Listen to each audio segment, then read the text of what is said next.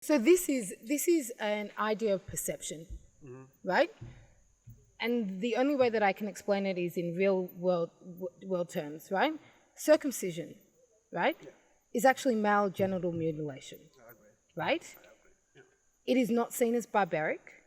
It is not seen as, it's actually a really like Yeah. socialized thing, Most right? religions In most encourage it, religions, yeah. right? Exactly, right? But then, did you know that, you know how, well, I think it's a Maganda thing, the women pull the Libya Yeah, yeah, cords. yeah, yeah. That was put on as I saw that, yeah. mutilation. I saw that. Now, why is something which, by the way, the women do it themselves. They don't hurt themselves. They're not forced. There's social pressure, but there's also social pressure to get circumcised, right? There's actually probably less social pressure and more just it has to be done in some religions, right? You are totally changing the sexual look. You're totally changing sex for that person for the rest of their lives. Everything is less sensitive, blah, blah, blah. Why is it that one is more socially accepted than the other? Okay. So yeah, I think that if and the they thing if they is, could bomb us back, no, I reckon we would be eating our first child. That's my answer. all right. Okay. Yeah, no, I think that's a clear thing. But yeah, again, what I believe, right, is, and I don't disagree with you on a lot of things, especially the whole mutilation. Because I'm really smart, but not very happy.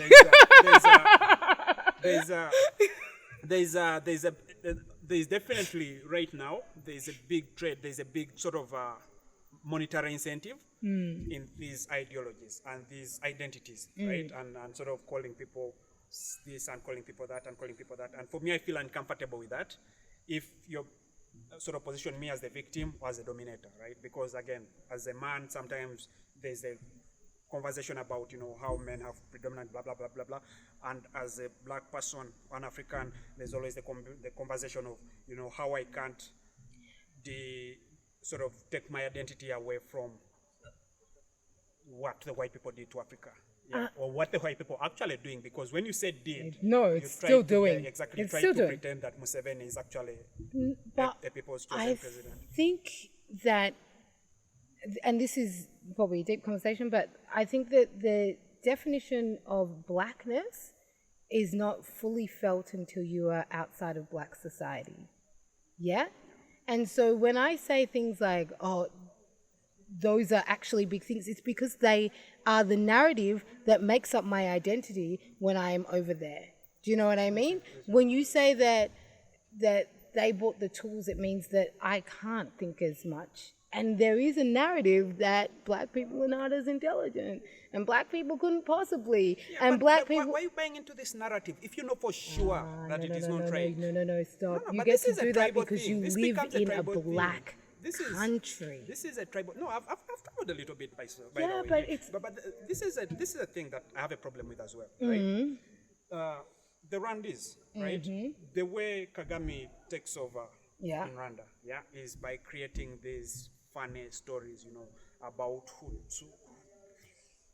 Tutsis and Hutus. I don't know how that's the right way to pronounce it, yeah? That generates one of the most gruesome genocides, Right. you know, ever on earth, right? And these are just basic stories. You find two human beings, you label one Yeah, Hutu, yeah, you label one yeah. Tutsi, and then you bring And up then there's all these a stories about, you know, hey, you're less than this, hey, you, blah, blah, blah, this guy is claiming to be less than you, blah, blah, blah, blah, blah, blah, blah. You have to, how can you allow that? You know, they say, we used Yeah. to do that in secondary school, where one guy makes a joke about the other, and then we exaggerate so the other guy can retaliate with another joke, Yeah. and then you end up spending the whole evening Yes. forcing people to insult each other, It's a- right? yes. And that's And sort you of- know, and the for worst me- thing about this is that this is not, racism is just a big example of human nature. Yeah, You get what I mean? exactly, yeah. Like, I'm not sitting there going, oh, as soon as they see us as equal, then everyone's going to know. You know, you have that in caste systems, you have that in, that's like fine. But when you are trying to fight that, and I guess when the relief that I have being here is that I don't really have to talk about race. You know, I'm quite knowledgeable on race because I have to be. I need to know how to decolonize situations. I need to know when someone says I was in a work meeting and there was a video getting played and there was multicultural kids, you know, there was an African kid and an Indian kid, and this guy said it's really good that some of the kids who were not normal were in it, right?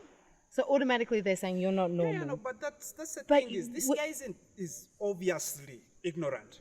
Why are you being insulted because by his ignorance? you- Because it's unless you easy to acknowledge say that that, they are superior. Unless you're it's- acknowledging that they are superior. It's not when you acknowledge that they're superior, it's when they hold the purse strings to your whole entire life. Yeah, so I Right? see, So when you are living in a world where it's okay if you want to say that I'm stupid and I go, oh, like I'm not going to go home and cry, right? But when you say I'm stupid and guess what, I feed you, right? yeah, so okay, I see that. I see that. When it's hard to get employed because you're black, when it's hard for you to sort of become the president because you're black, then I see that that's actually negatively impacting racism. When your kids go to school and they're bullied and beaten, but when kids are when bullied at they're school, shot, when kids are because bullied at school, when they're don't shot, when consider they're that at all. playing, I think that there is a level of. totally. I understand that bullying happens all the time, right? But when you are teaching race-based bullying to children, you are actually installing the institution that you're trying to deconstruct, right? I totally agree with you. And so when I was 6 years old, when the first kid came up to me and called me a nigger, 6 years old, I was Kathy's age. Now, how would I explain to a 5-year-old if she came up to me and said someone called me a nigger and I have to explain to her, well, some people aren't going to like you because of the color of your skin. And then that becomes part of your identity. Yes, there's bullying. There's, oh, you're fat, you're ugly, you're this, you're that. But this is institutionalized racism that comes from a very early age. It comes through the stories that people get told. It comes through the jokes that it's actually a narrative that gets reconstructed over and over and over again. And it comes with things that we actually believe, like white women should be saved, black women are angry. Like I have to hold the tone of my voice around white people because I scare them.